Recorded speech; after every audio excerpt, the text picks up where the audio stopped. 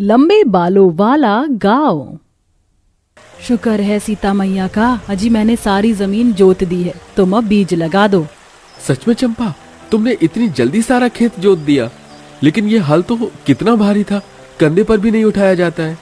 अरे भाई मदन, लगता है तुम भूल रहे हो, हमारा गांव लंबे बाल वाला गांव है और हमारी लुगाइयों के बाल घुटने से भी नीचे लहराते हैं। औजार का काम करते हैं इनके बाल। अरे वाह, देखो सब लोग मेरा जुगाड़ सीधा जाकर निशाने पर लगाए। मैंने अपने बालों में कांटा बांधकर कितनी सारी बड़ी बड़ी मछलियां फंसाई हैं। आज तो हम मिलजुल कर दावत करेंगे। ये कहते हुए बबीता अपने लंबे बालों को ऊपर खींचती। उसके लंबे लहराते काले बाल झरने के पानी में से मछलियों का झुंड जाले में फंसाकर ऊपर ले आता है। मछलियों से भरा जाला फटने को था, इस बात से ये पता लग रहा था कि जाले का वजन कितना ज्यादा था। वहीं दूसरी तरफ पेड़ के नीचे डाली पर से मोहिनी अपने लंबे बालों से पेड़ की सूखी डाली तोड़ रही थी। जहां महिलाओं से लेकर छोटे छोटे बच्चों के बाल भी लंबे लहराते थे। आखिर लंबे बालों वाले इस अनोखे गांव के पीछे का रहस्य क्या है, जानने के लिए कहानी के पिछले भाग को देखते हैं। एक समय में किशनगंज गांव बहुत ही कुशल था। गांव की महिलाएं बहुत ही रूपवती थी, सबके बाल कमर तक बल खाते थे। गांव की जमीन बहुत ही उपजाऊ थी, सभी के पति किसान थे। खेती बाड़ी करके वह अपने साल भर का भरण पोषण आराम से कर लिया करते थे। इतवार की सवेरे सवेरे चंपा बबीता अपनी बेटियों के बाल में तेल डाल रही थी। माँ, आराम आराम से कंघा करो ना, मेरे बाल नोच रहे हैं। अरे आराम से ही तो कर रही हूँ लाडो। हे भगवान, बाल बाल सुलझाने में ही तेरे कितने बाल निकल गए, कितने हल्के बाल हो गए, इसीलिए कहती हूँ तेल डाल कर रखा कर। अरे चंपा, मैं तो मेरी सोनी के बाल तेल में चुपड़ कर रखती हूँ, फिर भी इसके बाल झड़ रहे। और मेरे भी, जब से पोखर का पानी खारा हुआ है, हमारे गाँव की सब औरतों के अच्छे खासे बाल हल्के हो गए हैं। कोई अच्छा तेल शैम्पू लगाना होगा तभी फर्क पड़ेगा, वरना हम तो पूरी तरह गंजी हो जाएंगे। दोनों बातचीत कर रही होती है, तभी गांव के अंदर तेल का प्रचार करता हुआ एक आदमी आता है। तेल ले लो, तेल एक शीशी लगाओ और बाल झड़ने की समस्या से निजात पाओ। 100 रुपए में 2 बोतल तेल, एक पे एक फ्री। आ जाओ बहन जी, ले लो तेल ले लो। गांव की सभी औरतों की नजर उस आदमी के लंबे काले बालों पर टिक जाती है। सबका मुंह खुला का खुला रह जाता है। अरे चंपा, देख रही है, इस आदमी के बाल तो नागिन की तरह बलखा रहे हैं। चल हम भी तेल खरीद लेते, मुझे तो बड़ा फायदेमंद लग रहा है। और 100 रुपए कोई महंगा भी नहीं है, बड़ा सस्ता है। प्रचार के आधार पर गांव की सभी औरतें उस बहरूपिया आदमी से तेल खरीद लेती हैं, मगर उनमें से किसी को भी असलियत पता नहीं थी कि वह आदमी सर पर विग लगाए हुए था। थोड़े दिन में गांव की औरतों के बाल और हल्के हो जाते हैं। तभी एक दिन गुंजा नाम की एक बड़ी ही गरीब गंजी काली लड़की तेल शैम्पू बेचने आती है। तेल शैम्पू ले लो रीठा, गुड़हल, शिकाकाई का बनाया तेल शैम्पू ले लो। बहन जी, तेल शैम्पू ले लीजिए, 1 महीने में ही आप लोगों के बाल गारंटी के साथ लंबे और घने कर देगा। उस गंजी काली लड़की को गांव के अंदर तेल शैम्पू बेचता देखकर सभी औरतों का गुस्सा उस बेकसूर पर भड़क जाता है। ये गंजी पटेल, काली कलूटी, बैंगन लूटी भी उस आदमी की तरह ठगेरू है। मैं तो कहती हूँ इसे चप्पल और जूते की माला पहनाते हैं और इसका मुंह काला करके यहाँ से निकलते हैं, तभी इन लोगों का ऐसा झूठा प्रचार करने की आदत जाएगी। सभी औरतें उसका मुंह काला करके जूते की माला पहनाती हैं और पत्थर मार मार कर गांव से भागने लगती हैं। बेचारी गुंजा रोती बिलखती है। भगवान के लिए मत मारो मुझे, निकल जा हमारे गांव से, वरना तेरी जान निकाल देंगे। तुम सब औरतों ने मिलकर मेरी जान ली है, तुम मेरी मौत की कसूरवार हो, इसलिए इस गांव की धरती श्रापित होगी और अब कोई अन्न की बाली यहाँ नहीं उपजेगी। तुम सब भुखमरी के शिकार होगे। ऐसे बोलकर गंजी गुंजा दम तोड़ देती है। पूरी धरती बंजर हो जाती है, गांव में सूखा और अकाल आ जाता है। यहाँ तक कि पूरा का पूरा गांव गंजा और बदसूरत हो जाता है। लोग उनकी शक्ल को देखकर भीख भी नहीं देते। सब अपनी बुरी दुर्दशा में अपने गुनाहों से तौबा करते हैं। तुम औरतों के कारण उस लड़की के श्राप पूरा गांव भुगत रहा है। अपने पापों का पश्चाताप करो, वरना हम सब मर मिटेंगे। जलन में हमसे बड़ी भूल हो गई काकी, हे ईश्वर हम पर तरस खा, हमें बचा। तभी उस लड़की की आत्मा उन्हें दिखाई देती है। तुम लोगों को तुम्हारी भूल का एहसास है, लेकिन मैं अपनी श्राप को तो लौटा नहीं सकती। लेकिन मैं तुम्हें वरदान देती हूँ कि गांव की सभी औरतों के बाल जादुई बाल हो जाएंगे, जिसे तुम औजार और अपनी ताकत के रूप में इस्तेमाल कर सकती हो। मगर अगले 1 साल तक ये जमीन कंटीली झाड़ी उपजेगी, इसलिए यहाँ से पूर्व की दिशा में चले जाओ। वहाँ एक विशाल पेड़ है, सब उस पेड़ पर ही बस जाओ। देखते देखते चमत्कार हो जाता है। सभी औरतों और बच्चों के लंबे बाल लौट आते हैं जब उस पेड़ पर आ जाते हैं जिसके चारों ओर जिंदा चट्टान से जल के सोते बहते हुए झरने गिर रहे थे। ये पेड़ तो कितनी खतरनाक जगह पर है, हम लोग वहां तक कैसे पहुंचेंगे? एक तरफ झरना है, दूसरी तरफ खाई, जरा भी पैर डगमगाया तो जान से जाएंगे। आप सभी घबराइए मत, हम अपनी लंबे बालों को रस्सी के रूप में इस्तेमाल करके उस पेड़ वाले स्थान तक पहुंच जाएंगे। ए मेरे जादुई लंबे बाल, और लंबे हो जाओ। मोहिनी के ऐसा बोलते ही उसके बाल रस्सी के जैसे लंबे होते जाते हैं। पूरा गांव बालों के सहारे उस पेड़ तक पहुंचता है। ये पेड़ तो कितना विशाल, बड़ा और ऊंचा है, इस पर तो हमारा पूरा का पूरा गांव समा जाएगा। मगर उतने ऊंची डाल तक कैसे पहुंचा जाएगा? बालों की सहायता से। अब इसी पेड़ पर हम अपना लंबे बालों का गांव बसाएंगे। बबीता पेड़ पर पहुंच जाती है और अपने लंबे बाल को जड़ के समान इस्तेमाल करती है। सबके पति लकड़ी काटकर उन्हें थमाते हैं और वह लंबे मजबूत बालों से खींच लेती हैं। इसी तरह सब पेड़ के ऊपर ही टिकाऊ घर बनाकर रहने लगते हैं और उस झरने और पेड़ को अपने उपयोग में लाते हैं। अरे वाह, आज तो जैसे हमारे लंबे बालों वाले गांव में खुशी आ गई है। इतनी मछलियां, इन्हें बेचकर तो हम मुनाफा कमा सकते हैं। इतनी मछलियां हम खा भी नहीं पाएंगे। तो सोच क्यों रहे हो? जाकर इन मछलियों को बेचकर जो पैसे बने उससे खेती करने के लिए खाद बीज ले आओ। सबके पति टोकरी में मछली भरकर बेचने जाते हैं। इधर लंबे बालों वाले गांव की बहुएं मछुआरन के जैसे झरने से मछली, शंख वगैरह निकालती हैं। देखो इस बार मुझे क्या मिला, दूध सा सफेद शंख। पता है इसकी चूड़ियां और माला महंगे बिकते हैं। वैसे इसे हम अपने गांव की सजावट करके अपने गांव की सुंदरता को बढ़ा सकते हैं और अपने बालों की भी। फिर सारी औरतें शंख से जूड़ा चूड़ी बनाकर इस्तेमाल करती हैं। धीरे धीरे उनका जादुई बाल वाला गांव देखने के लिए दूर दूर से टूरिस्ट आने लगते हैं और तस्वीर खींचते हैं, ब्लॉग बनाते हैं।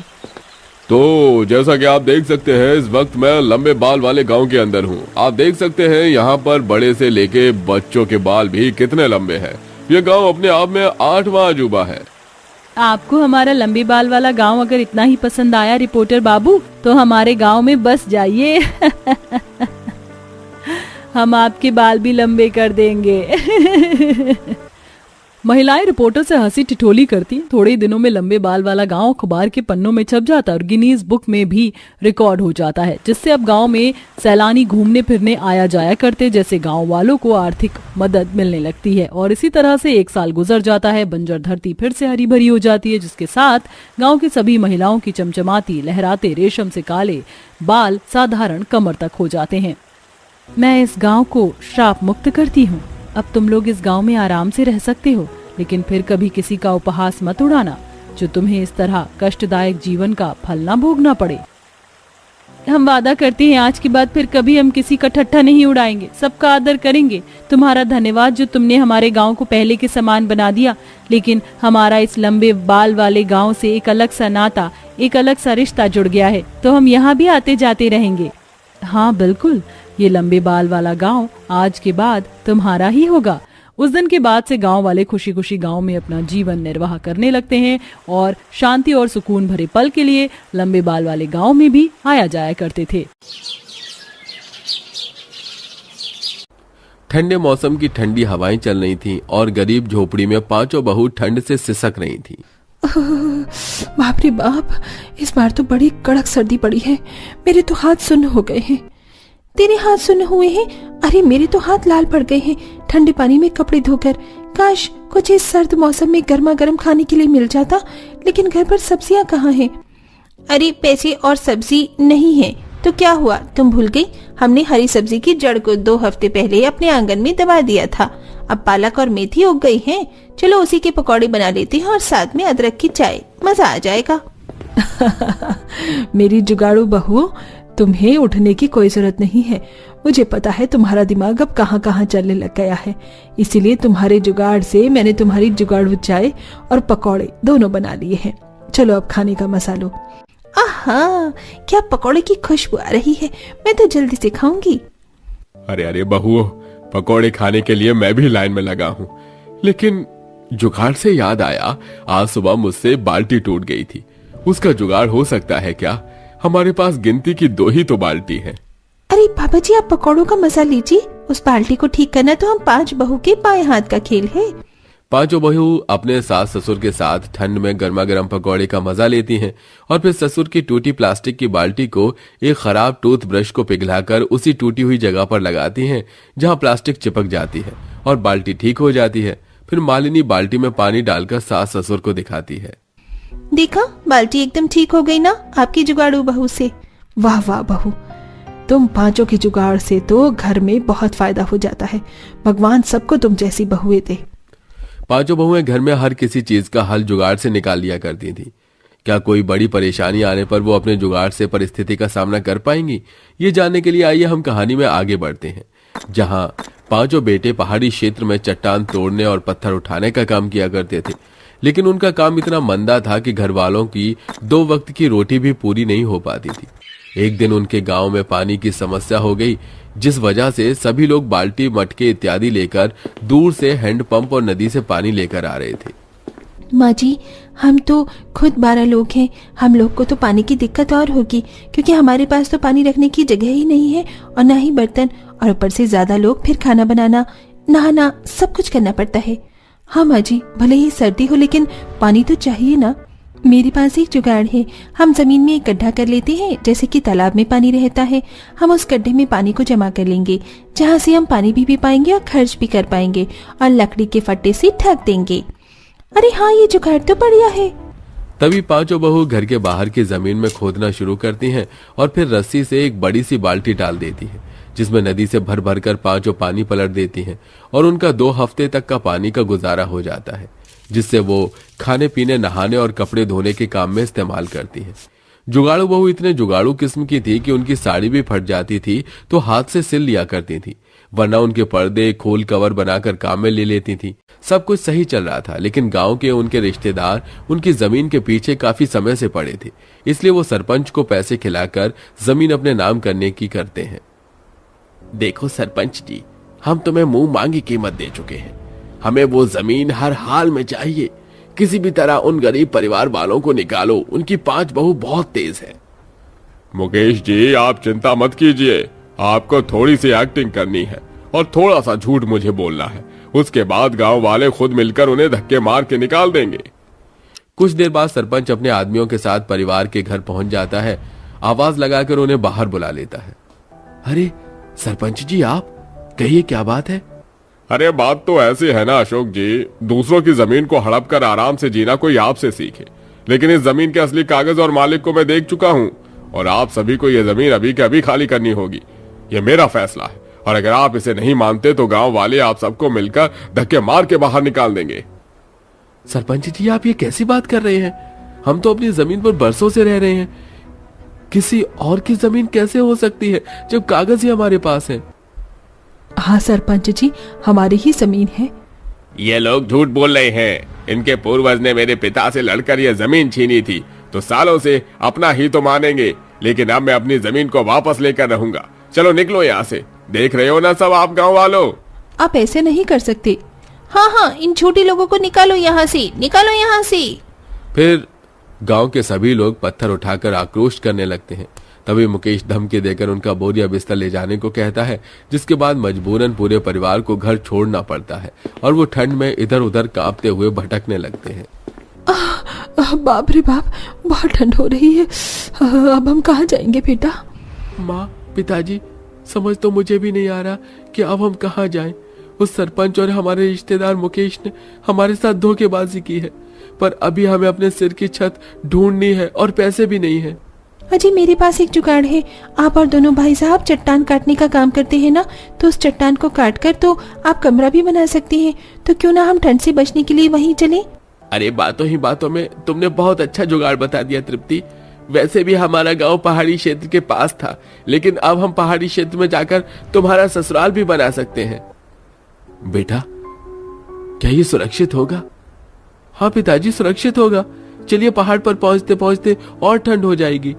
फिर सभी लोग चलते चलते ठंड में पहाड़ों पर पहुंच जाते हैं, जहां पांचों भाई के साथ 5 जुगाड़ बहू भी चट्टान काटने का काम करती हैं और देखते ही देखते जुगाड़ से वो एक बड़ा कमरा तैयार कर लेती हैं, जहां एक बहू पास की मिट्टी लेकर चूल्हा बनाकर तैयार कर लेती है और लाए दाल चावल अनाज से वो अपने उस वक्त का खाना तैयार कर लेते हैं। शुक्र है खाना तो बन गया, लेकिन इतनी ठंड लग रही है कि खाना खाया ही नहीं जा रहा है। इस पहाड़ी ससुराल में कुछ जुगाड़ हो सकता है क्या? अरे दीदी, यहाँ आसपास इतने पेड़ हैं, मैं कुछ लकड़ी लेकर आ जाती हूँ। आग जलाकर खाना खाएंगे जिससे ठंड भी ना लगे। फिर सुभद्रा और उसका पति आसपास के पेड़ की लकड़ी काट कर घर ले आते हैं और उसको जला देते हैं, जिसके बाद उनकी ठंड थोड़ी कम होती है और वो चैन से खाना खा पाते हैं। लेकिन लेटते टाइम उन्हें वो पथरीली जगह बहुत चुभती है। हे भगवान, कब से लेटने की कोशिश कर रही हूँ, लेकिन पहाड़ी जगह इतनी ठंडी है, ऊपर से पत्थर चुभ रहे हैं। हमारे पास तो कोई गद्दा भी नहीं है। उफ उफ, अरे आप सही कह रही हैं माँ, मुझे भी ये जगह बहुत चुभ रही है। हमारी पत्नियां गांव में होती तो वो अब तक कोई जुगाड़ कर लेती, लेकिन पहाड़ में क्या ही जुगाड़ करेंगी।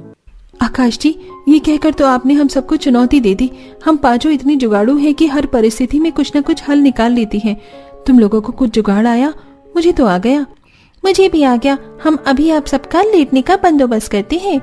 पांचों जुगाड़ू बहुएं अपने गुफा जैसे घर से बाहर निकलकर आसपास के मुलायम घास और सूखे पत्तों को इकट्ठा कर लेती हैं, जिसे वो सबके लेटने की जगह पर बिछा देती हैं और फिर ऊपर से मुलायम घास डाल देती हैं, जिससे उन्हें वो जगह चुभना बंद हो जाती है और आराम से सब लोग लेट जाते हैं। वहीं पक्षियों के नरम पंख से वो एक नरम रजाई बना लेते हैं, जिसे ओढ़कर वो सोया करते थे। अरे वाह बहू, अब तो बहुत अच्छा लग रहा है। पहाड़ी ससुराल वाले पहाड़ी क्षेत्र में किसी तरह ले राशन से अपना गुजारा चला लेते हैं। फिर एक दिन, माँ जी, हम जितना सामान अपने घर से लेकर आए थे अब वो खत्म होने को आया है। मुझे लगता है हमें खाने पीने के लिए जुगाड़ कर लेना चाहिए, क्योंकि गांव छोड़ने के बाद हमारे पतियों के पास काम भी नहीं है। हाँ बहू, तो बिल्कुल ठीक कह रही है। माँ जी, मैं कुछ सब्जी लाई थी जो सब थोड़ी उग गई है और मैंने बनाई नहीं। मैं इन्हें यहाँ आसपास की मिट्टी में दबा देती हूँ, क्या पता इनसे उग जाए। हाँ बहू, आप सब लोग यहाँ रहिए, हम पांचों भाई किसी काम की तलाश करके आते हैं। क्या पता यहाँ कोई पहाड़ पर काम मिल जाए। पांचों भाई काम की तलाश में चले जाते हैं, जहाँ उन्हें छोटे छोटे पत्थर उठाने का दिहाड़ी पर काम मिल जाता है और वो करने लगते हैं। वहीं दूसरी तरफ एक फॉरेनर तृप्ति से कहती है, हे, क्या तुम्हें पता है यहाँ से जाने का रास्ता कहाँ है? मैं ये पहाड़ घूमने आई हूँ, पर मुझे यहाँ का रास्ता नहीं पता। Can you help me? आपकी बातों से लगता है आप खो गई हैं। मैं आपकी मदद करती हूँ। माँ जी, पापा जी, मैं अभी आई। तभी तृप्ति उस विदेशी औरत को आसपास के पहाड़ी नजारे दिखाने चली जाती है और उसको जाने का रास्ता भी दिखा देती है। जाते जाते वो औरत 1000 रुपए दे जाती है, जिससे तृप्ति दूसरे पहाड़ पर जाकर खाने पीने का सामान ले आती है।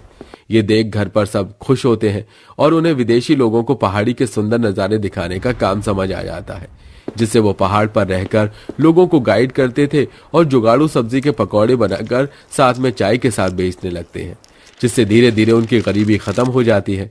साथ ही साथ 5 जुगाड़ू बहू पैसों का लालच देकर एक दिन सरपंच के पास जाती हैं, जिससे वो सब कुछ उगल देता है और 5 जुगाड़ू बहू गांव वालों के सामने उसे पीट कर सच उगलवा लेती हैं।